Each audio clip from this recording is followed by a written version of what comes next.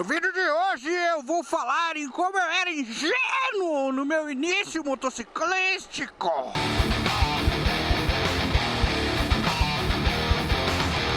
Olá pessoas, tudo bem com vocês? Tudo bom? Meu nome é Carlos Gonzalez e antes de mais nada, isso aqui não é um canal de moto igual esse que você está acostumado a ver, assistir, se entreter por aqui no YouTube. Nesse canal de moto, além de falar de motos, além de pensar em motos, eu também falo um pouco da minha vida e partilho as minhas experiências. Como você também tem experiência de vida e é vivo, nesse ponto a gente tem isso em comum, eu peço que você considere se inscrever no canal, senta na garupa e vambora! Antes de começar o vídeo, é aquele seu like, aquele seu comentário neste mesmo vídeo que você está assistindo para se divertir, que vai fazer com que a plataforma YouTube recomende este mesmo vídeo que você está assistindo para outras pessoas que não me conhecem. Só assim o canal cresce, só assim o nosso rolê se fortalece. Dá essa ajuda para nós. Ai, Carlão, você não posta vídeo tem 2 semanas. Pois é, galera, tem 2 semanas que eu não posto vídeo porque a pequena dona patroinha ficou doente.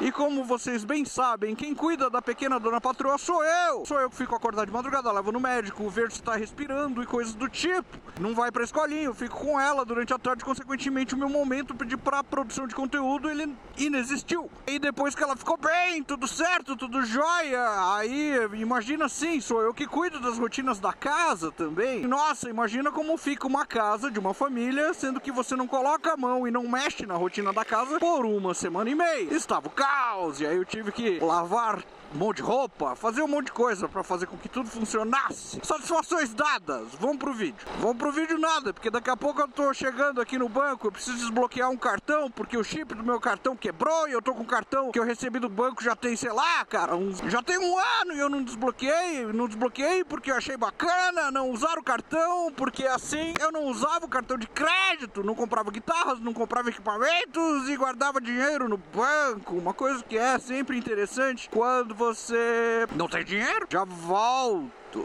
E aí, Carlão? Desbloqueou o cartão? Mas é claro que não. Eu vou, além de pegar a contramão aqui, eu vou dar uma dica pra vocês, amiguinhos. Se vocês receberem um cartão, vocês têm até 180 dias para desbloquearem o menino. Caso contrário, o mesmo será inutilizado. Eu recebi esse cartão há mais de 1 ano. Galera, eu lembro que quando eu tava pensando em ter moto, eu tinha lá meus 30 e pouquinhos anos, né? Tentando juntar dinheiro e a gente sempre, cara... É aquilo, você quer ter motos incríveis, mas cara, dinheiro nunca dá, né? Então a gente acaba pegando a moto que dá, a moto que tem, etc. Em algum momento, por um acaso, a Honda XLX tão falada aqui no canal, ela passou a ser talvez a melhor opção, né, pra mim, porque ela tava barata. Ah, mas não tem um aspecto ligado a uma memória afetiva de ter sido o modelo de moto que a tua mãe deu pro teu irmão e você sonhou muito? Claro que tem. Então já olha só, 2 coisas se somam, a moto estar barata e uma memória afetiva. Olha só que bacana, olha só que legal. É o universo do Paulo Coelho conspirando para que tudo dê certo, para que a gente viva a vida de sonhos, a vida de aventura, não é mesmo? Lembro que na época eu paguei algo em torno de R$1.500 na moto. Olha só, foi em 2004, talvez? 2004, acho que sim, 2004. Tive sorte, pois era uma moto que era de um mecânico que inclusive trabalhava fazendo manutenções de Harley, comprou aquela moto para jogar na terra, fazer trilha. Porém, antes disso, ele deixou a moto em cima. Como um mecânico é um trabalhador e não podia se dar o luxo de ficar gastando motocicleta e gastando dinheiro, ele resolveu vender a moto antes de moer a moto na trilha. E eu fui o sortudo que pegou aquela motoca que tava bacana. É muito legal, porque antes de pegar a moto, além de conversar com pessoas que tinham moto e coisas do tipo, eu tentava me informar onde? Tentava me informar no Orkut, tentava me informar por meio de revistas de moto e etc. E achava que esse conhecimento que eu tinha, ele era absolutamente suficiente para eu entender do veículo e etc. Porém, o dia que eu me vi parado, olhando para uma moto, depois que eu adquiri, eu pensei, fodeu, mano! O bagulho funciona, eu não faço a menor ideia do que são as coisas aqui! Comprei a moto antes de tirar a carta, comprei para que eu aprendesse a andar de moto, né, numa cidade interior, onde meus pais vivem até hoje, e lá fiquei andando, pra lá, pra cá, de cá pra lá, como é que engata a primeira, como é que a moto não morre, como é que a moto se comporta na terra, como é que o bagulho freia e tudo mais, e assim, abri o farol! Um ano fazendo isso, e mesmo com um ano fazendo isso, pegando a moto todo final de semana, ainda assim eu sentia muito medo de trazer essa moto para São Paulo, me dava vontade de ir no banheiro pensando nisso. Na brincadeira, acabei tirando carta. O veículo ele veio não só porque para aplacar todos os sonhos que eu tive enquanto eu andava de ônibus e olhava motos muito loucas rodando embaixo, mas o desejo da moto veio também por conta de necessidade. Na época eu morava no Jardim Miriam, que é a periferia da cidade de São Paulo e ficava muito distante do meu trabalho, por exemplo, né? Eram aí uns de 15 quilômetros, né? 15 quilômetros pode não ser muita coisa, mas um ônibus ele não vai em linha reta em 15 quilômetros, não é mesmo? Um ônibus, o transporte público, você tem que fazer uma série de baldeações. Um dia chove, o ônibus atrasa, o ônibus tá cheio. Eu não aguentava mais, né? Já tava 30 e poucos anos pegando o ônibus. Chegou um momento que eu virei e falei, putz, acho que já deu. Então a moto ela chegou para facilitar minha vida. Mal sabia eu que moto velha precisa de mecânico, precisa, enfim, né? Você comprou uma moto velha, você tem que mandar para uma oficina para o cara fazer uma revisão e coisa e tal.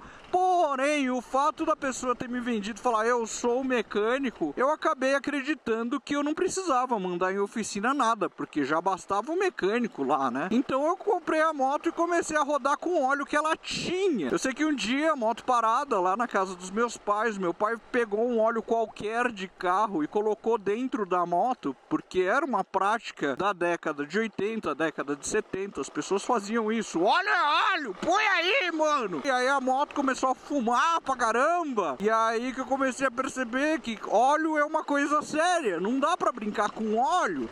Mas ainda assim não tinha a dimensão do que é que um óleo fazia. Qualquer mecânico, qualquer pessoa poderia me enganar. E eu preso em conceitos de revistas de moto, de Orkut, de conversa de boteco, tentando me sentir seguro. Eu sei que a minha curva de aprendizado para de fato entender e dominar o veículo não aconteceu na primeira moto. A primeira moto veio para São Paulo, eu fui com ela algumas vezes pro trabalho. Logo na sequência eu peguei uma CBR 450 SR e continuava cabaço de tudo, não sabia de manutenção, não sabia.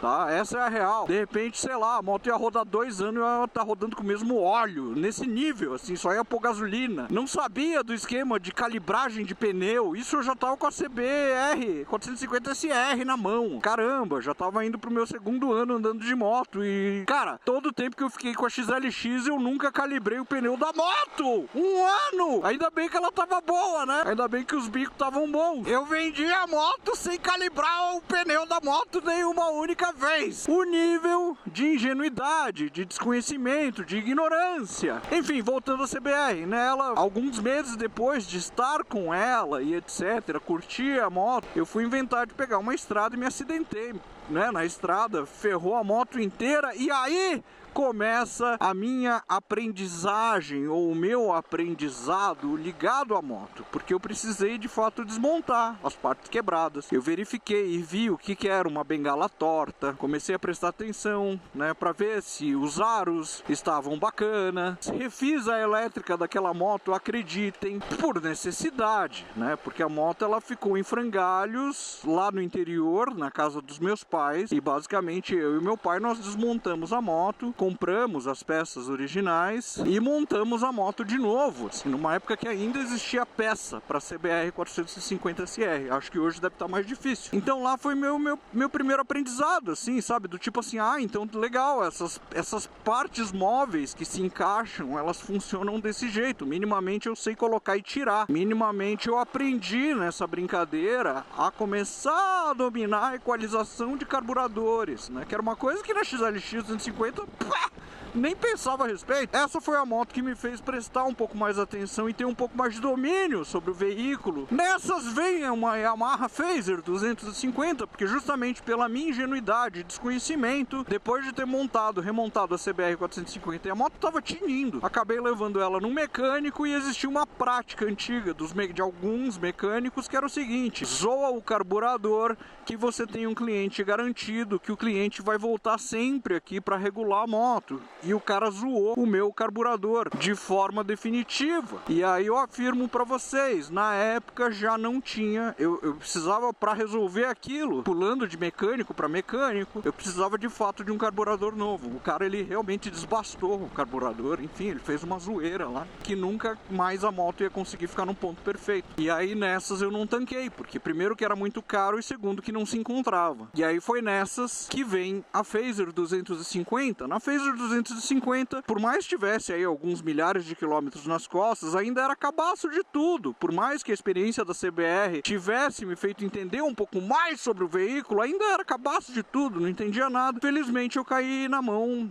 de uma autorizada da Yamaha que sempre fez as revisões, e ao longo de quase 160 mil quilômetros, aí é chão, e uma série de trocas, né? Troca de óleo, troca de retentores, troca de pastilha, recal feito e coisas do tipo, eu comecei a entender um pouco mais sobre o veículo, porque toda vez que eu pegava o veículo, o chefe de mecânica, o chefe da oficina, ele me falava o que ele fez, por que ele fez, qual era o problema. Então aí eu comecei a me apropriar. E futuramente, depois, muitos anos depois, eu entrei num curso de mecânica de moto, para de fato entender como é que funciona o veículo, né? Como é que você faz o diagnóstico de um problema, como é que você resolve o problema. E aí nesse sentido, caras, assim, né? Por que esse vídeo, cara? Porque não é raro eu fazer um vídeo de moto, e aí eu encontro uma galera super novinha, assim, sabe? Os meninão, falando assim: "Ai, você está errado! Você não sabe o que você está falando!" E normal, cara, sabe por quê? Porque eu fui um cara desses. Faz parte, né, da curva de aprendizagem das pessoas, né? Em algum momento, eu muito novo, ingênuo, tava lá